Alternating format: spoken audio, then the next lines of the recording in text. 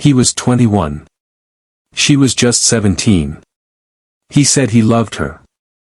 But one night, in a fit of rage, he ended her life, and posted the photos online for the world to see. This is the horrifying real story of Brandon Andrew Clark and Bianca Michelle Devins. A tale of obsession, internet fame, manipulation, and murder. Brandon was a lonely young man who became consumed by jealousy. Bianca was a bright, beautiful girl exploring her identity online. They met on the internet. They bonded over shared trauma and dark thoughts. But while Bianca wanted friendship, Brandon wanted control. The night of July 13, 2019, would be her last. Clark slit Bianca's throat inside a car, then uploaded the crime scene to Discord, Instagram, and Snapchat.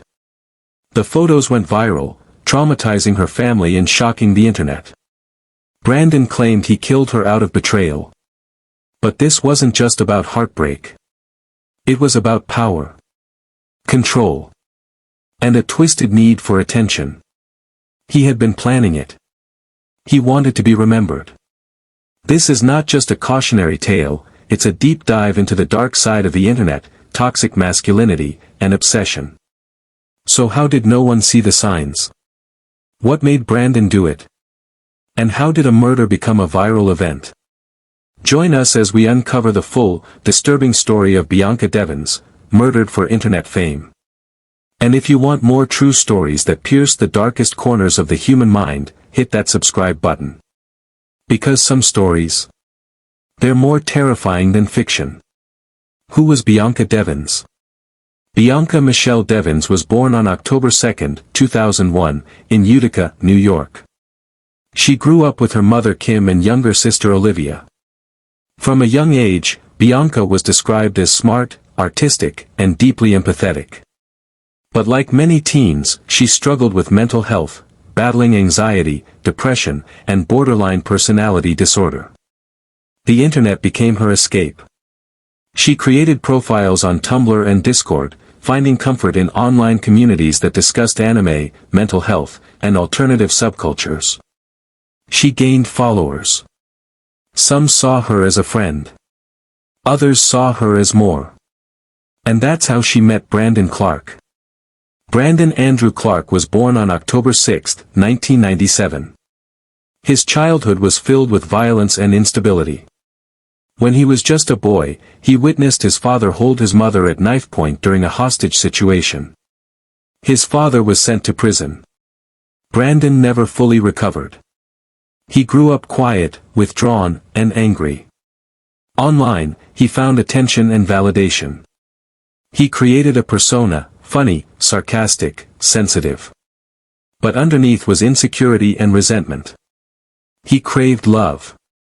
But he feared rejection. Bianca gave him attention.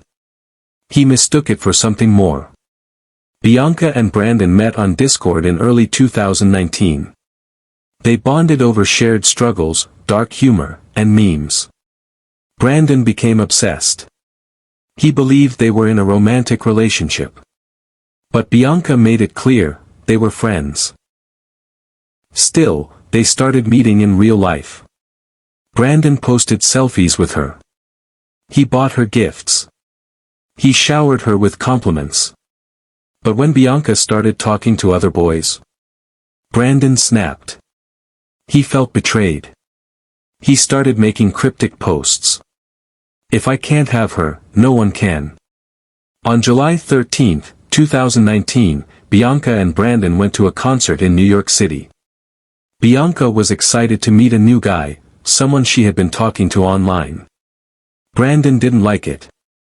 At the concert, Bianca kissed the other boy. Brandon saw it. They drove back to Utica in silence. At 4 a.m., inside a parked car under a bridge, Brandon confronted her. He recorded videos. Then he took out a knife, and did the unthinkable. He slit her throat. After killing Bianca, Brandon took photos of her lifeless body. Then he posted them to Discord. People thought it was a joke. Until they realized, it was real. He captioned one photo, "I'm sorry, Bianca." Another, "Here comes hell. It's redemption, right?" He uploaded to Instagram. He tagged her account. Some users tried to report the photos. Others reshared them. Within hours, they were everywhere. At 7 a.m., Utica police received multiple calls. Brandon had posted his location. They found him near a park, on the ground, covered in blood. A tarp covered something nearby. It was Bianca. Brandon stabbed himself in the neck. He tried to live stream his suicide. Police tackled him. He survived. He was taken into custody. News spread fast. Bianca Devins was dead. And her murder was on social media. People were horrified. Others were cruel. Trolls mocked her. Sent her family the photos. Her mother, Kim, begged for them to stop. Instagram struggled to take the images down. For days, the content remained online. It was a second trauma, for the family and the world. Brandon was charged with second-degree murder. He pleaded not guilty at first. Then changed his plea to guilty. In court, he cried. He said, "I never meant for it to go this far." The judge didn't buy it.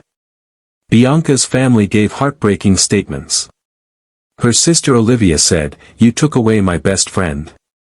Brandon was sentenced to 25 years to life. Bianca's family launched a campaign, #StopTheStigma.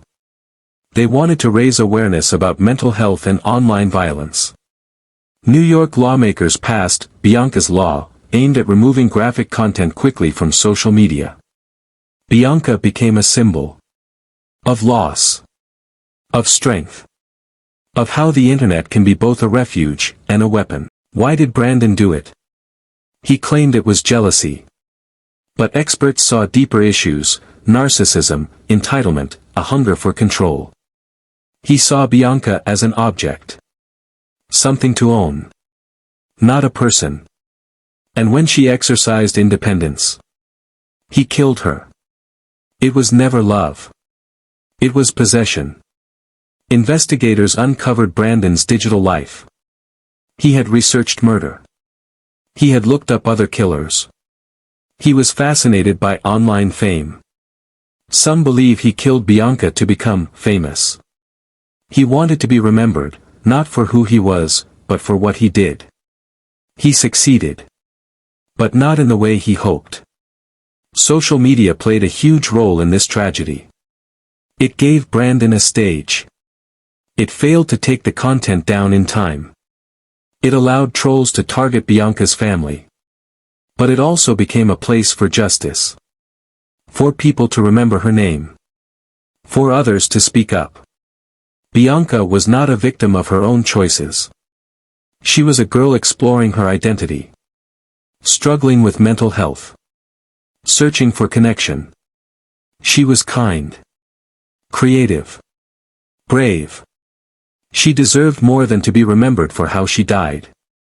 She should be remembered for how she lived. Brandon planned it. He took her to a remote place. He brought a knife. He filmed her final breath. He turned a private tragedy into a public horror. But Bianca's light didn't end there. Her story sparked change. This was the story of Bianca Devins. A story of love turned toxic. Of obsession masked as affection. Of the internet's power to connect and destroy. If this story shook you, don't let it end here. Subscribe to Crime Scrolls for more true stories that need to be heard. And remember, monsters don't always hide in the dark. Sometimes, they have a profile picture. Until next time, stay safe, stay curious, and never stop seeking the truth. Thank you for watching. Our hearts go out to the families of the victims, those who lost their loved ones, in such a horrific way. No words can ease that pain, but by telling their stories, we honor their memory and seek justice through truth.